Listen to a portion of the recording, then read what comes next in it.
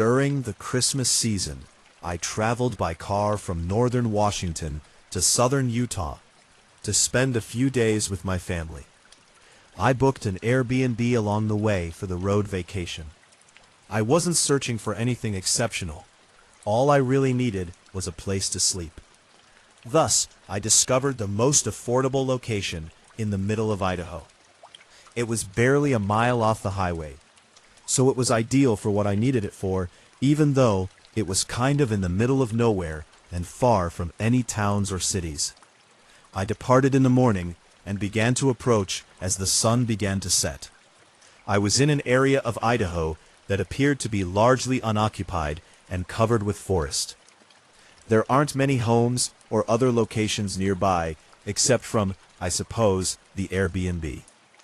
My phone instructed me to stop on a tiny gravel lane after I had been traveling along the highway for some time. There were no lighting or other signs that a trail existed at all. Until I reached the cabin, I drove cautiously and gently down this dirt road for the full mile. Additionally, it appeared much larger than I had anticipated at first. There were no pictures of the interior. I anticipated something somewhat little, because the listing stated that it was a cottage with just one bedroom. I parked just in front of the vehicle. The entire forest surrounding the cabin was dark and dense. As darkness fell, I could hear the cries of all the animals and birds. As I approached the door, it unexpectedly opened, and I genuinely nearly had a heart attack. The man smiled broadly and said, "Didn't mean to scare you." I was still getting over the scare, and wasn't sure who this guy was or why he was even here. "Your room is right over here," he continued after introducing himself as Charlie, the Airbnb owner. I believe he could still tell I didn't understand, and I realized what this was. The Airbnb was a room in the cabin, not the entire cabin. I couldn't believe I'd made such a mistake. I was certain it didn't say it was a shared living space, but at the time, and under pressure, I figured it all made sense, because the pictures didn't show the outside, and it said it was one room.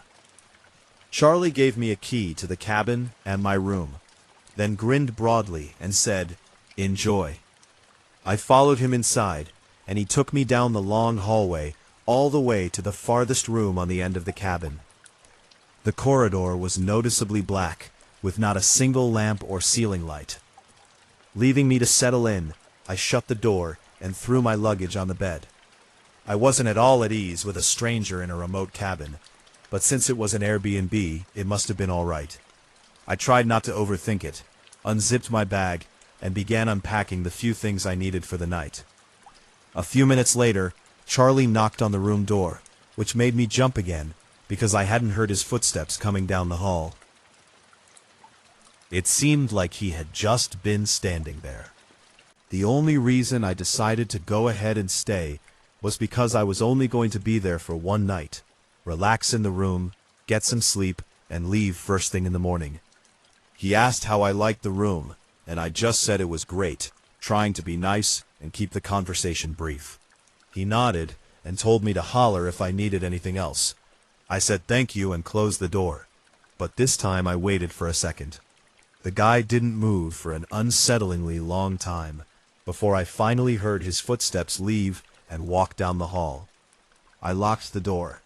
Something about his wide, empty smile was starting to come off as really creepy. I stayed in the bedroom for 30 minutes, listening to the cabin to make sure Charlie wasn't doing anything strange. Eventually, I felt comfortable enough to start getting ready for bed. I put my phone on the nightstand to charge, brushed my teeth, and took a shower. I knew that guy might have been trying really hard to be nice and a good host, but it came off as fake and almost uncanny. I turned on the water and tried to be quick, but only a minute or so after turning on the water, I heard a slight thump from outside the bedroom, like somewhere in the hallway. I moved my body out of the water and tried to listen, but for a brief moment I thought I saw something, possibly a shadow moving in the bedroom through the blurry curtain. So I opened it, and, when I returned to the room, I naturally turned to face the door from which I had heard the sound, and felt the blood rush from my face when I saw that the bedroom door was cracked open, not completely wide open, but obviously it didn't matter, because I knew I had locked it. I stood there frozen for a moment, then hurried over, slamming it closed and locking it again. Something was seriously wrong with this cabin, and I no longer felt safe at all, not with Charlie opening locked doors. Like that. The mere thought of that stranger entering with his eerie smile while I was taking a shower gave me the chills.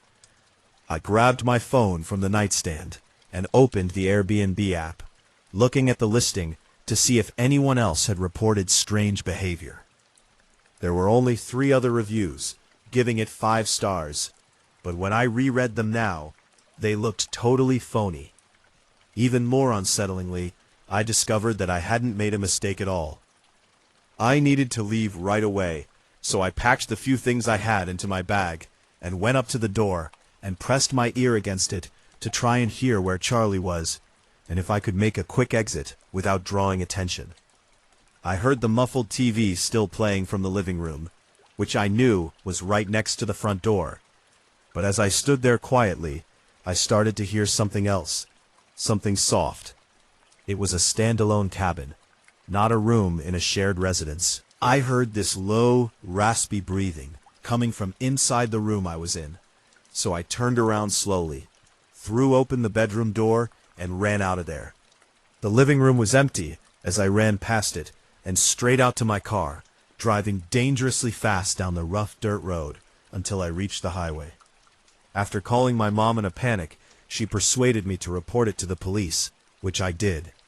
But I'll spare you all the irrelevant details, because let's just say, nothing came of it. I can't even begin to imagine what would have happened if I hadn't left the cabin that night. This was a couple of years ago. I was 23. I rented this cabin because I wanted to, and the only thing he really got in trouble for was listing the cabin incorrectly on Airbnb. To make matters worse, Charlie wasn't even his name. Fortunately, the listing was removed for false advertising, and I never saw it get relisted. A stress-free vacation. It was early winter, I believe 2 weeks after Christmas, which is off-season for these kinds of cabins, so I got a really good deal on it. The first thing I noticed when I arrived was how completely silent it was.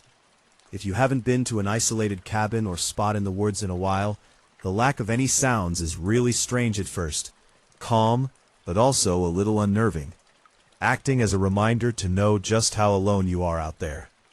Anyway, the cabin itself was exactly like the pictures, simple and a little old, but generally cozy. Slowly, I made a quick dinner and spent the night reading by the fireplace. Nothing happened that night. I just went to bed and woke up feeling great. In the morning, I made breakfast and coffee and stayed in for the entire morning and part of the afternoon before getting a little bored. When I arrived, I saw that the owner had a rough map of a trail behind the cabin hung up next to the front door, so I decided this was a good time to check it out. It looked like it was only a couple of miles long, and based on the owner's description, was a straightforward walking path. I grabbed my jacket and headed out. It was immediately apparent that this was not a nice, well-maintained trail. I believe the owner may have made it a few years ago and never touched it again. It was mostly overgrown and very difficult to follow. Strangely, the map in the cabin only showed one trail, essentially a loop through the woods. However, halfway down, I came across another path splitting from it. I didn't see anything down that way in the distance, so I decided to check it. I had nothing better to do, so I didn't see anything for the first 5 minutes or so. I had no idea why the trail was there, or even how it was constructed.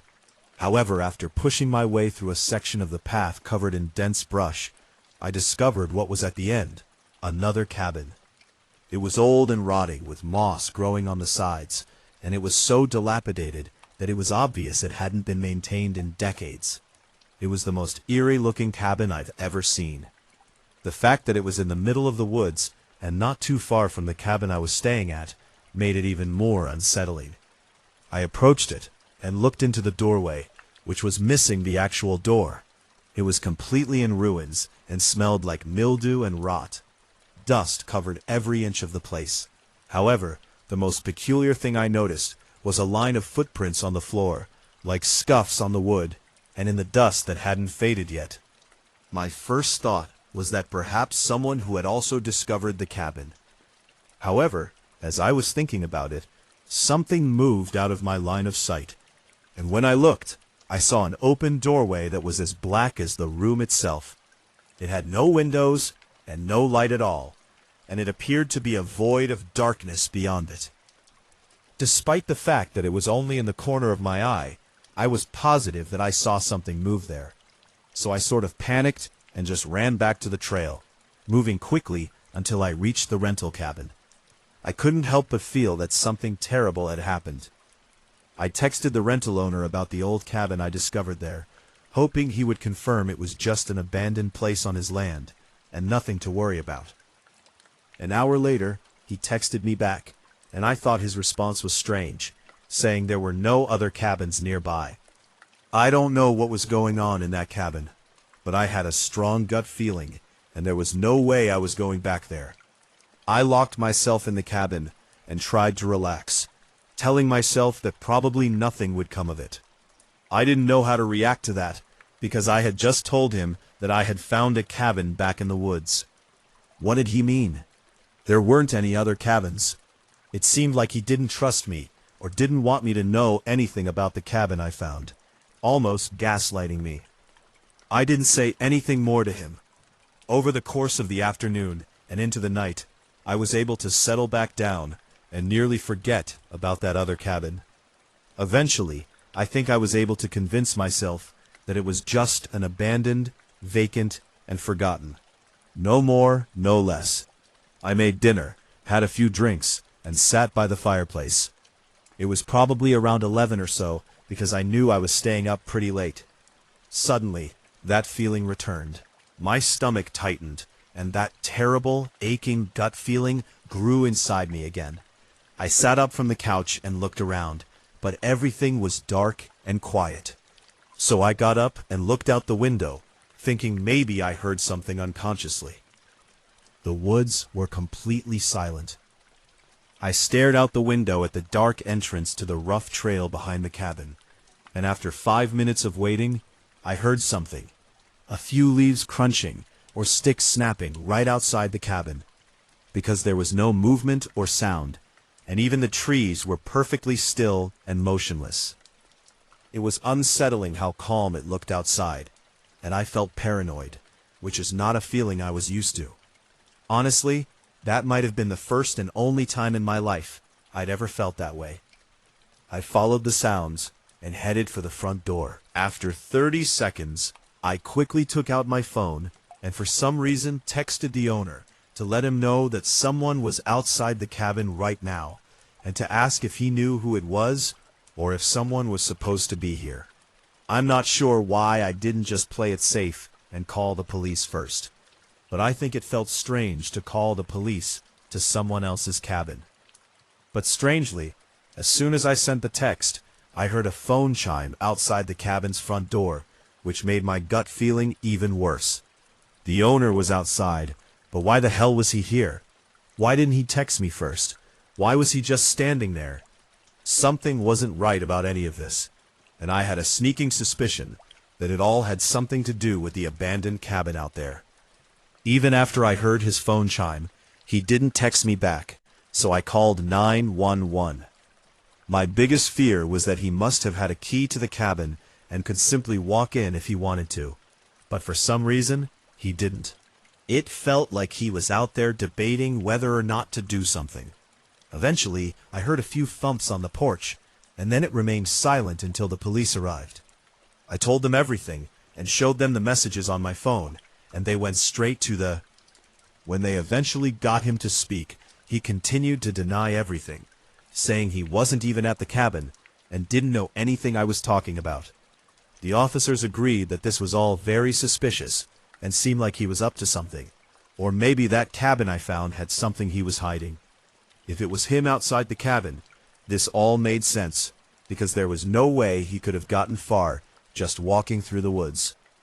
I'm not sure what was going on there, though, and I think it could have been much worse if I had tried to look a little deeper into what was in that cabin. I lived in what you'd call your typical cabin in the woods. It was about 30 minutes from town, give or take, and mostly just a comfortable, quiet place. It was so far out of the way that in the 8 years I'd lived there before this, I had never seen or even heard anyone close to my cabin. So I decided to take a walk around it in the morning. Since I knew my land so well, I didn't need a trail or anything, so I was just enjoying the forest and hiking through the trees when I came across something that seemed very strange right away.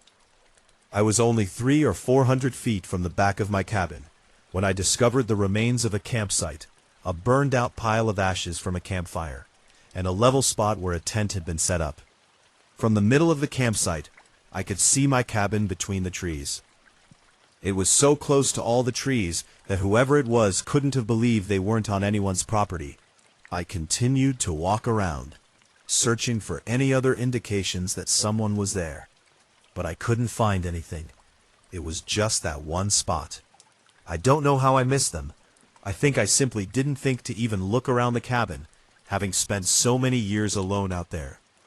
But the rest of the day, I didn't see anything, and even at night, the windows and saw no obvious signs of a campfire or people, so the next few days went by normally. One Saturday night, I was enjoying a drink on my back porch while taking in the peaceful forest when I noticed an orange glow flickering in the trees, which was exactly where I'd seen the campsite. Based on the light, I was positive it was a campfire, so I got up and, probably against my better judgment, started walking over there to confront them, or at the very least tell whoever was there that this was my property, even though I was going to be polite about it. I really should have gotten a flashlight first, though, because as I approached, all I could see was the warm glow of the campfire. When I arrived at the campsite, it was deserted, with only a tent next to it and a fire burning in the middle of the trees. Someone had to have been here only minutes before, which led me to believe that they were watching me and saw me leaving the campsite and hiding before I arrived. I looked around a little more frantically, but everything between the trees was covered in shadows, so if someone was out there, I couldn't see them at all. After a minute, it became too tense and unsettling to be out there, so I started to run back to my cabin, wanting to grab my phone and call the police. Even if the guy ran off, I reasoned that maybe they could do a little investigation and figure out who this guy was and why he was out here. However, I stopped in the middle of the field between my front door was wide open, and I realized that whoever was out. I was horrified when someone broke into my cabin while I was at the campsite. I knew I had been tricked or lured out, and I had nowhere to really go. I couldn't call the police, hide in my cabin, or run to get help. So I just stood there in the middle of the field, stuck and unsure of what the hell to do. I needed my phone or my car keys. I slowly crept closer to the cabin and noticed that all the lights were now off, and it was completely dark inside. I immediately got up. I went to the front door and looked inside, but I didn't see anything. Who's inside? I waited for a few seconds, but I didn't hear anything, so I took a few steps inside. My heart was pounding so loudly, and the adrenaline was making every sense in my body tingle. My car keys were closer than my phone, which was on the end table near the kitchen. I'm pretty sure I left my phone in the bedroom on the other side of the cabin, so I decided to just grab them as soon as I got up to the table. I noticed a figure in the dark, shadowy corner of the kitchen, watching me. I ran back toward the front door, hearing his heavy footsteps running up behind me, slammed the door to buy myself some time, and hurried into my car. The man didn't stop running at me as I turned the car on and began backing out. I had to make a 3-point turn, and he caught up just enough to grab one of the door handles and open it slightly before I pulled away. I was out in milliseconds. Before he could enter, I drove all the way to the town police station. During the entire drive, all I could think about was how close that encounter was, and that the man was still at my cabin. He could be doing anything, and there was nothing I could do to stop him. This anxiety was evident throughout the entire time I waited at the police station for word on the officers they sent to investigate. And I nearly couldn't believe it when one of the officers reported that the person had attempted to burn down my cabin, finding the fireplace raging, loaded with a mountain of wood that flooded into the entire living room. It's amazing that neither the floors nor the ceiling caught fire, and the officers present were able to control it enough to keep it at bay until the fire department could smother it. The only evidence of the man that remained was the ashes in his campsite. Everything else, including himself, had vanished without a trace. The entire situation was made even more terrifying by the knowledge that he was attempting to hurt me and had likely been stalking my cabin from the woods for days or weeks, and I had no idea who he was doing it. I don't think I'll ever know what was planned for me, or how bad things actually could have gotten out at that cabin. After that, I didn't spend a single night at my cabin, having movers pack and move everything to a new location far away. The crime investigation continued for months, but without new leads, it never came to much, and eventually things fizzled out.